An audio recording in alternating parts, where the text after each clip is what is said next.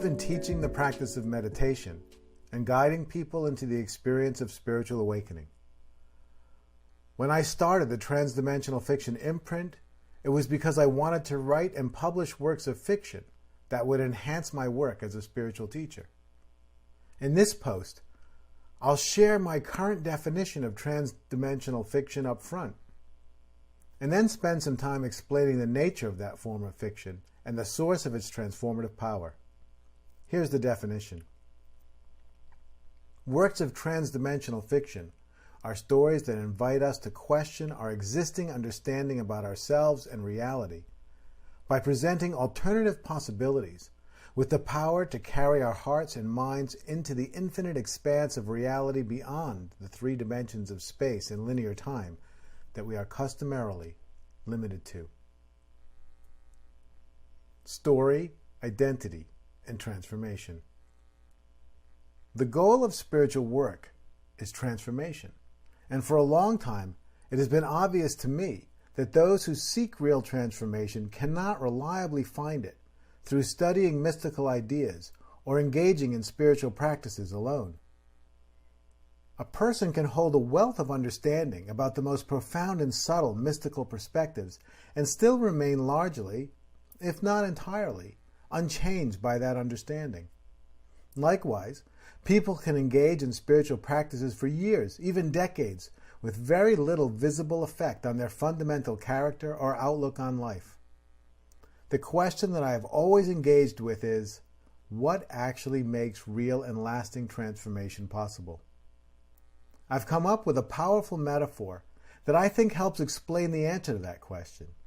You see, spiritual understanding and spiritual experiences create fertile ground for transformation. But transformation is not an understanding or even an experience. Transformation is a transition from one self to another. When our sense of self changes, we have transformed. After a transformation, we are not the same self, the same person that we were before.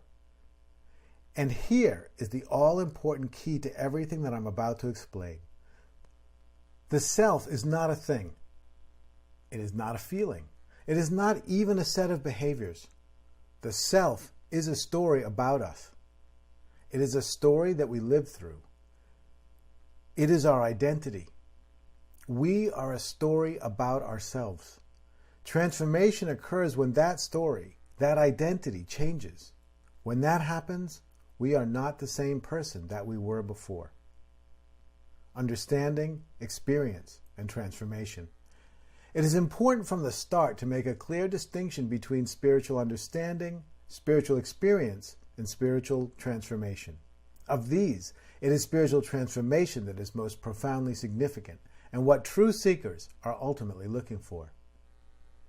You can gain profound understanding about spiritual matters and even powerful experiences of higher states through study and practice, but if these don't lead to spiritual transformation, their real potential to benefit human life will not be fully unleashed in the world.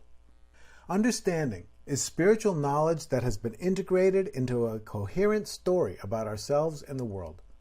The accumulation of spiritual facts is not particularly valuable, but when those new facts are gathered into an alternative worldview, a new story about reality, they become, at least potentially, transformative. It is important to note that these stories are more superficial than the story of our identity, but we'll get back to that a little later. Spiritual experiences generally occur either spontaneously or indirectly through study or practice. Spiritual experiences can be mild, as in the case of our more common aha moments of insight, or they can be dramatic, sometimes leaving us with a radically altered perception of reality lasting for hours, days, weeks, or even months. Spiritual experiences, especially of the dramatic variety, are bursting with transformative potential. But no matter how powerful they seldom, except in the rarest of cases, lead to profound and lasting transformation. Many people have acquired deep spiritual understanding, and many have had powerful experiences of spiritual breakthrough, but only a few of these seem to be transformed. That means that the person they become as a result of the understanding or the experiences is not the same person they were before. They are different. In fact, when we meet a spiritually transformed individual, we become aware that we are meeting someone who is not only a remarkable person, but an extraordinary example of a different kind of person altogether. Development versus transformation. It is often recognized, at least within spiritually and psychologically informed circles, that we live inside of stories. We all have stories about ourselves and about the world, about what is possible and what is not possible, about what we want and what we don't want, about what we are capable of and what we are not capable of. These stories become the self-fulfilling prophecies that define who we are and what is possible for us. In short, our understanding about ourselves is who we are. And if we change our story about ourselves, we'll change ourselves as well. Most people reading this are not likely to find much to argue with in this assertion, but there is a depth to the stories that hold us that is much less often examined. In our psyche, at levels that are deeper than all the stories about who we are and what we are capable of, there are beliefs about the fact that we are an entity that has such stories. These beliefs are so deeply held in consciousness that they're intertwined with the very fabric of reality itself. At this depth, story and reality become virtually indistinguishable. Reality is contained in stories, and the stories are real. At this profound depth of our individual and collective being, we find the most unconscious stories of selfhood, cultural stories about the nature of reality, and myths that reach into the present from our ancient past to continually shape human life. The ordinary stories that we hold about the person that we are stand on the peak of a veritable mountain of stories that shape and define our existence. When we change the more superficial stories about who we are, we develop. We continue to be the same person, but we change certain characteristics about ourselves and expand what we're capable of. When we change the deeper stories about what it means to be human, we undergo a profound transformation that not only changes who we are, it makes us a different kind of person altogether. Changing the deeper stories that are buried in the murky darkness of layers of personal, cultural, and mythic unconsciousness is how transformation happens. The disillusion of self. Since my interests are primarily in the realm of spiritual transformation, I want to say a few words about the nature of transformative spiritual work. In spiritual work, there has always been a path of deconstruction, sometimes known as the via negativa. The Christian mystic Evelyn Underhill expresses this path with vivid examples from spiritual literature in her remarkable essay, The Mystic as Creative Artist. The work of the via negativa involves continually pulling the rug out from under all of our conceptions of ourselves and reality. Every possible belief that we hold about ourselves or reality is questioned until we fall into a glorious state of not knowing who we are or what is real. We enter the mystery of being, free from false conceptions of self. The via negativa is rooted in the recognition that the ultimate truth cannot be known and held in the mind as a fact. Since it is not something you can know, we are closest to the truth when we know nothing. There have been some rare number of mystics, sages, and adepts whose destiny was to abide more or less continually in this deep state of not knowing, and presumably close proximity to the mystery of divinity. I think of the great Indian sage Ramana Maharshi in this regard. At the age of 16, Sri Ramana laid down on the ground in order to discover what it would be like to be dead. He let go of his sense of worldly existence and catapulted himself into a recognition of the deathless state of absolute being, which by all accounts left him transformed for the remainder of his life. Another example of that exceedingly rare instance of transformation is that of the contemporary author and spiritual teacher Eckhart Tolle. After suffering for years from acute depression, Tolle woke up one night feeling that he could not bear to live with himself any longer. In the midst of this terrible feeling, he asked himself a question. Who was it that could not live with himself.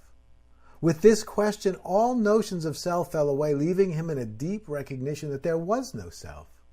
And again, this powerful realization seems to have led to lasting transformation. Transformation for the rest of us. There are, and always have been, those rare and extraordinary individuals who have been propelled into more or less permanent abidance in the mystery of being beyond limited ideas of self.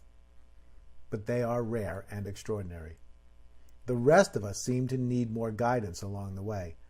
And I think this is one way to understand the constructive aspect of spiritual work, or the via positiva.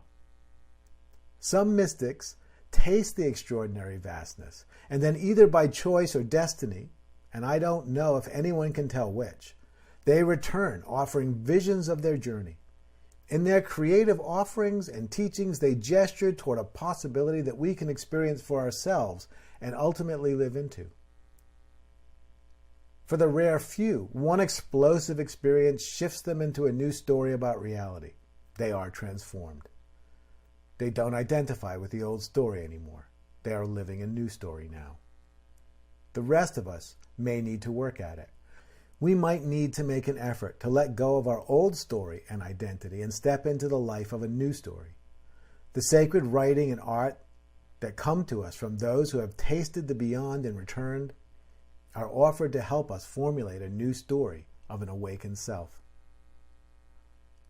Of all the creative forms that can be used for spiritual inspiration, the story is one of the most powerful.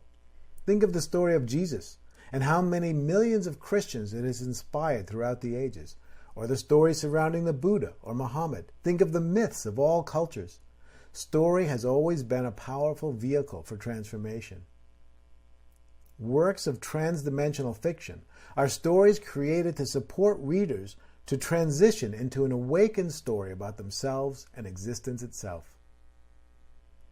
The self is a story about a self. Earlier, I said that the self is a story. Our self, our identity, is a story that we live through. Now I want to make the subtlety of this point as clear as I can. Any way that we speak about the self story tends to be misleading.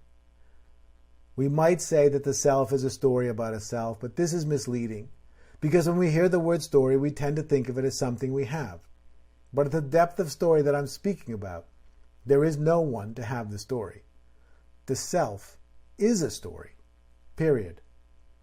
At the depth where story and reality become indistinguishable, there is no one having the story.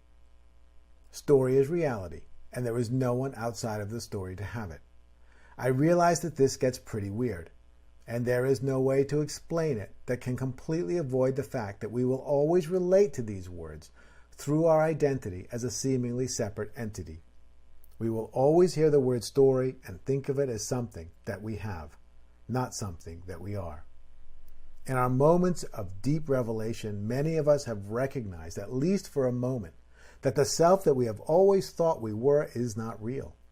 It is just a story about a self that does not actually exist. I will share here a quote from a journal I kept during a time when I was having deep recognitions of the kind of non-existence or no-self experiences. Jeff is ended. He is not enlightened. The tendency to personalize, to create the apparent reality of the separate individual remains, but that does not matter. Jeff is dead. He is unreal, even if the tendency to believe in him continues. What I'm referring to in this passage as the tendency to personalize and create the apparent reality of the separate individual is what I mean by living into and through a story. The self as a living story. Remember that any way that we think of the self story as a story that we have will miss the point. If the self is a story that we hold, then who is holding the story? The self is not a story that we hold about ourselves. The self is a living story, and that living story includes the idea of being a person with a story. Think for a minute about your experience of a good story. You're watching a movie or reading a novel. Initially, you're very aware of sitting in a movie theater or holding a book in your hands. But as the story pulls you in, you forget your normal surroundings and begin to inhabit the world and characters of the story. You start to live through the lives on the screen or in the pages of the book. You feel what the characters feel. You anticipate what's coming next. You're no longer watching a movie or reading a book. You're living inside a new story. That is the power of fiction. When you were born, you didn't know who you were, but gradually you were invited to live into a story about yourself. You were told that you were a girl or a boy, and that you had a name. You were encouraged to do some things and not others. Eventually, as your command of language increased, you developed goals and aspirations. You became completely captivated by the story and totally invested in the character that you had learned to identify with. You are a story about someone. Or we might better say that in the universe there emerged a story about someone who thinks they're you. Transdimensional fiction offers alternative stories that invite you to live into them. As you encounter ordinary people, like yourself, having extraordinary experiences, like you've probably had, and living into a new reality as a result, which you may or may not have done already, you are invited to question the reality of your current story and shift into a new one. If you accept the invitation, you will not only become a transformed person, you will become a different kind of person, a different kind of story entirely. We could say that you have transformed, but of course, that would be misleading because it implies that you're still here. It would be better to simply say that transformation has happened and a new story